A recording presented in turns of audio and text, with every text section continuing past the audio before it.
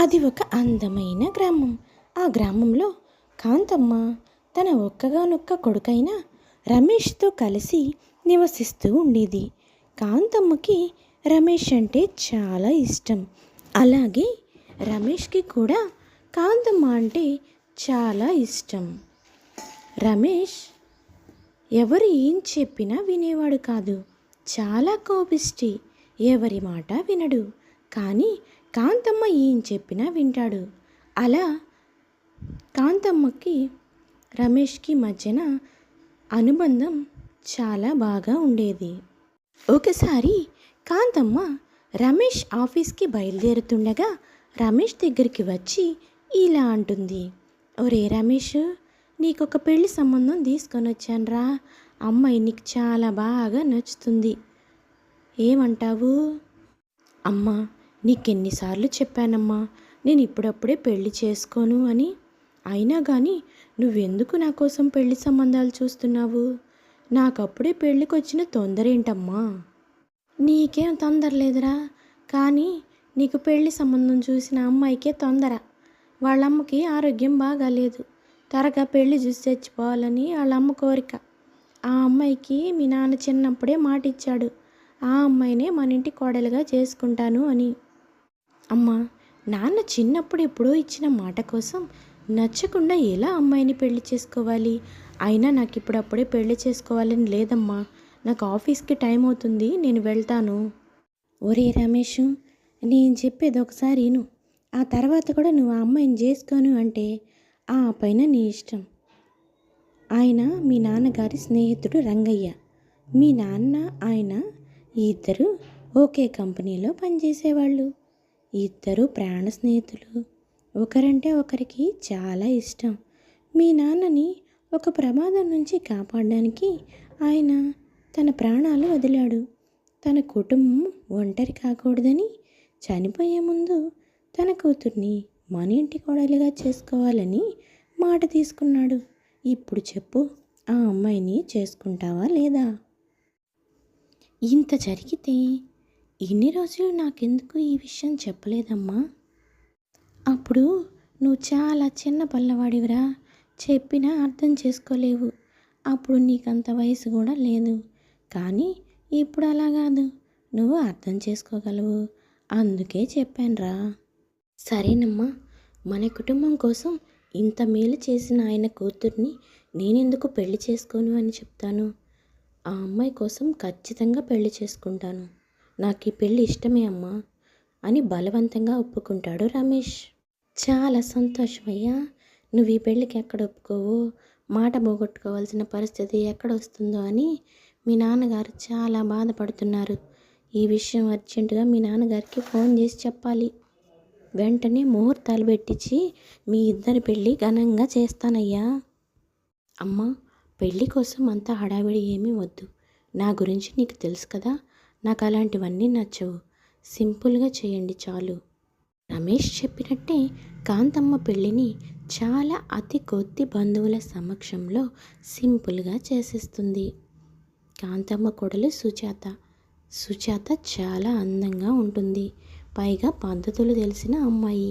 సుజాతని చూసి ఇరుగు పొరుగు వాళ్ళంతా చాలా మెచ్చుకుంటారు.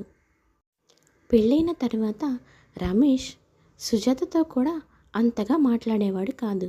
కావాలని సుజాతనే మాట్లాడినా అసలే మాట్లాడేవాడు కాదు.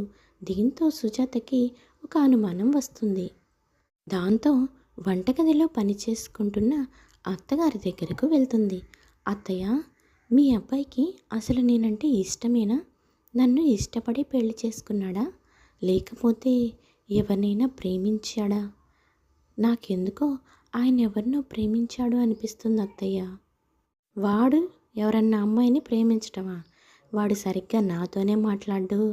అలాంటిది వాడు వేరే అమ్మాయిని ఎట్టా ప్రేమిస్తాడు అనుకుంటున్నావే? అదేమీ లేదులే. వాడు చిన్నప్పటి నుంచి అంతే.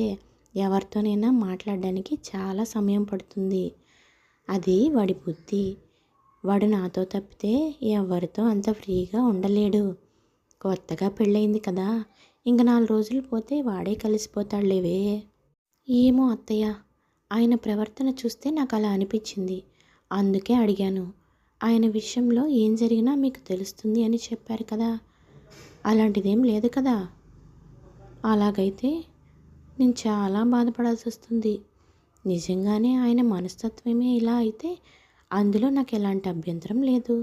ఆయన్ని నేను నిదానంగా మార్చుకుంటాను. చూడు కోళ్ళ, నువ్వేమి తప్పుగా ఆలోచించు మాకు. అబ్బాయితో నేను మాట్లాడతానులే. వాడు ఫస్ట్ నుంచి అంతేనే, ఎవరితో తొందరగా కలవలేడు. నువ్వు మనసులో పిచ్చి పిచ్చి అనుమానాలన్నీ తీసేసి అబ్బాయితో సంతోషంగా ఉండు. వాడితో నేను మాట్లాడతానులే కానీ. ఆ తర్వాతి రోజు రమేష్ గార్డెన్లో పనిచేస్తున్న తల్లి దగ్గరికి వస్తారు. అమ్మా, ఇక్కడున్నవా? నీకోసం ఇల్లు మొత్తం వెతుకుతుంటే నువ్వు ఇంటెనక కూర్చొని పని చేసుకుంటున్నావా? నాకు ఆఫీస్కి టైం అవుతుంది. నాకు టిఫిన్ పెట్టవా? ఆఫీస్ డ్రెస్ తీసేవా? ఏంటమ్మా నువ్వు రోజు చేసే పనులు కూడా నేను గుర్తు చేయాలా ఏంటి? ఏందిరా రమేష్, నీకు మతి కానిపోయిందా ఏంది? నిన్నటిదాకా నేను నీకు పెళ్ళాం వచ్చింది కదా, పెళ్ళాం వచ్చిన తర్వాత కూడా ఈ తల్లిని కష్టపెట్టాలనుకుంటున్నావా? నన్ను కొన్నాళ్ళైనా సుఖంగా ఉండనివ్వంట్రా. నీ పెళ్ళాం చేత చేయించుకో. ఈ రోజు నుంచి నీకు కావాల్సిన పనులన్నీ నీ పెళ్ళామే చేస్తుంది. ఈ ముసలిదానాన్ని కొంచెం ప్రశాంతంగా రెస్ట్ తీసుకొనిరా. అది కాదమ్మా, రోజు నువ్వే చేస్తావు కదా, ఇప్పుడేంటి కొత్తగా? రమేష్, నేను ఒకటి చెప్తాను, గుర్తుపెట్టుకో. ఆడపిల్ల తల్లిదండ్రులను వదిలేసి నిన్ను నమ్మి నీ అంటొచ్చింది. ఆ అమ్మాయి కంట కన్నీరు రాకుండా చూసుకునే బాధ్యత నీదే. ఇలా ఏ తల్లి ఏ కొడుక్కి చెప్పకపోవచ్చు, కానీ నీకు నేను చెప్తున్నానురా. ఆడపిల్ల ఉసురు పోసుకోవడం అంత మంచిది కాదు. అమ్మాయిని చాలా జాగ్రత్తగా చూసుకో. భార్యని కొంచెం ప్రేమగా చూసుకుంటేనే భార్య సంతోషపడుతుంది. నీకంటే ఆఫీసు వర్క్ ఇన్ని ఉన్నాయి. అమ్మాయికి ఏమున్నాయిరా పాపం? ఎప్పుడు ఇంట్లో పని ఇంట్లోనే కూర్చొని ఉంటుంది. ఇంటి పని అంతా ఒక్కతే చేసుకుంటూ ఉంటుంది. నన్ను కూడా ఏ పని చేయనివ్వదు. అంత మంచి అమ్మాయిని బాధపెట్టడం కరెక్ట్ కాదు రమేష్. ఈరోజు నుంచి నీ భార్యతో నువ్వు సంతోషంగా ఉండాలి అని నేను కోరుకుంటున్నాను. నువ్వేం చేస్తావో మరి, ఆ పైన నీ ఇష్టం. తల్లి మాటకి విలువివ్వరా? ఆ రోజు నుంచి రమేష్ సుజాతతో చాలా ప్రేమగా ఉంటాడు. భార్య స్థానాన్ని ఇచ్చి భార్యని గౌరవిస్తూ ఉంటాడు. ఇలా వాళ్ళిద్దరి కాపురం చాలా సంతోషంగా గడుస్తూ ఉంటుంది. ఒకరోజు రమేష్ ఆఫీస్కి బయలుదేరుతూ ఉండగా ఆటో ఎక్కబోతూ ఉండగా రమేష్కి ఒక ఫోన్ కాల్ వస్తుంది. హలో, నేను నీ స్వప్నని. నువ్వు మీ అమ్మ మాట విని నన్ను వద్దన్నావని, నువ్వు పిరికివాడవని, నిన్ను వద్దు అని బ్రేకప్ చెప్పి విదేశాలకు వెళ్ళాను. కానీ నిన్ను వదిలి ఒక్క క్షణం కూడా ఉండలేకపోతున్నాను. అందుకే నీకోసం మళ్ళీ తిరిగి వచ్చాను. నువ్వు మనం ఎప్పుడూ కలిసే చోటికి రా. నిన్ను చూసి 2 నెలలు అవుతుంది అని స్వప్న ఫోన్లో మాట్లాడుతూ ఉంటుంది. రమేష్కి ఒక్క క్షణం భూమంతా కంపించినట్టు ఉంటుంది. ఏం చేయాలో అర్థం కాదు. ఇంకా రమేష్ ఆలోచనలో పడతాడు. తెలియక ఏం చేయాలా అని ఆలోచిస్తూ ఉంటాడు. స్వప్న రమేష్ ప్రేమించుకున్నారు. రమేష్ తల్లి మాట వినడం నచ్చలేదని స్వప్న రమేష్ని వదిలి వెళ్ళిపోయింది. ఈ కారణంతోనే రమేష్ సుజాతని పెళ్లి చేసుకోను అన్నాడు. కానీ తల్లి చెప్పిన కారణం విని జాలితో సుజాతని పెళ్లి చేసుకున్నాడు. కానీ ఇప్పుడు అనుకోకుండా స్వప్న తిరిగి వచ్చింది. ఇప్పుడు ఏం చేయాలో రమేష్కి అర్థం కాలేదు. సరే, జరిగిందంతా స్వప్నకి అర్థమయ్యేలా చెప్దామని స్వప్న దగ్గరికి వెళ్దామని అనుకుంటాడు కలవడానికి రమేష్. స్వప్న కన్నా ముందే పార్క్ దగ్గరికి వెళ్ళి స్వప్న కోసం ఎదురు చూస్తూ ఉంటాడు రమేష్. స్వప్నకి ఏం చెప్పాలా, ఎలా చెప్తే తను నన్ను మర్చిపోతుందా అని ఆలోచిస్తూ స్వప్న ఎంతో ఆశగా రమేష్ కోసం కనులు కాయలు కాచేలా చూస్తూ రమేష్ దగ్గరికి వస్తుంది. స్వప్నని చూడగానే రమేష్ చాలా ఆశ్చర్యపోతాడు. ఇది వరకు ఎప్పుడూ మోడ్రన్గా ఉండే స్వప్న చక్కగా చీరకట్టు కట్టుకొని రమేష్కి కనపడుతుంది. రమేష్ తన స్వప్నేనా, ఇంకెవరైనా అని 2-3 సార్లు కళ్ళు నలుపుకొని మరీ తేరిపారా చూస్తాడు. ఏంటి స్వప్న, ఎలా ఉన్నావు? నీకు మోడ్రన్ డ్రెస్సులంటే ఇష్టం కదా, నా కోసం నీ ఇష్టాలు మార్చుకోను అని ఎప్పుడూ గొడవ పడుతూ ఉంటావు. కానీ నీలో ఇంత మార్పా? ఎలా అయినా నీకొక విషయం చెప్పాలి అని అంటూ ఉంటాడు రమేష్ స్వప్నతో. ముందు నేను చెప్పేది విను రమేష్. అది సరే కానీ మా అమ్మ నాన్న వాళ్ళు నీ దగ్గరికి రావడానికి ఒప్పుకోలేదు.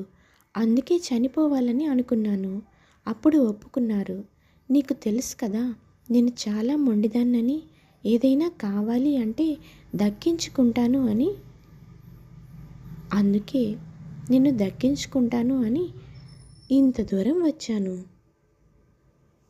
నాకు తెలుసు నీ మనసులో నాకు స్థానం ఉంటుంది అని. లేదు స్వప్న, నా మనసులో నీకు స్థానం లేదు. నాకు ఎప్పుడో పెళ్ళైపోయింది.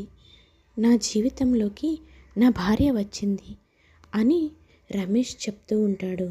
ఒక్క క్షణం స్వప్నకి అక్కడ ఏం జరుగుతుందో అర్థం కాలేదు. ఏం మాట్లాడుతున్నావు రమేష్? కనీసం 2 నెలలు ఎలా నువ్వు నన్ను మర్చిపోయి వేరొక పెళ్లి చేసుకుంటావు? నువ్వు నన్ను ఎంతలా ప్రేమించానని చెప్పావు? అంటే అదంతా మోసమేనా? నువ్వు నన్ను నిజంగా ప్రేమించలేదా? నేను దీనికి ఒప్పుకోను. నువ్వు మీ అమ్మకు భయపడి, మీ అమ్మ మీదున్న భయంతో ఆ అమ్మాయి మెడలో తాళి కట్టుంటావు. అంతేకాని నా మీద ఇష్టం లేక కాదు కదా? చెప్పు రమేష్, చెప్పు. మొదట్లో నేను కూడా అలాగే అనుకున్నాను స్వప్న. నీలాగే తను నా జీవితంలోకి బలవంతంగా ఇష్టం లేకుండా వచ్చింది అని. కానీ నేను ఇష్టపడే తనకి తాళి కట్టాను అని రోజులు గడిచే కొద్దీ నాకు అర్థమైంది. ఇప్పుడు నా మనసులో నీ జ్ఞాపకాలు కానీ నువ్వు కానీ అస్సలే లేవు. నా మనసులో ఇప్పుడు సుజాత మాత్రమే ఉంది. సుజాతని నేను మనస్ఫూర్తిగా భార్యగా స్వీకరించాను. లేదు, అలా జరగడానికి అస్సలే వీల్లేదు. నేను దీనికి ఒప్పుకోను. సుజాత ఎవరో కాదు. నాకు అదంతా అనవసరం. నేను నీ భార్య స్థానంలో ఉండాలి. ఇది జరగకపోతే నేను నీపై పోలీస్ కంప్లైంట్ పెడతాను. ప్రేమించి పెళ్లి చేసుకుంటానని నమ్మించి మోసం చేశావు అని. నువ్వే ఆలోచించుకో. నీకు 2 రోజులు టైం ఇస్తున్నాను.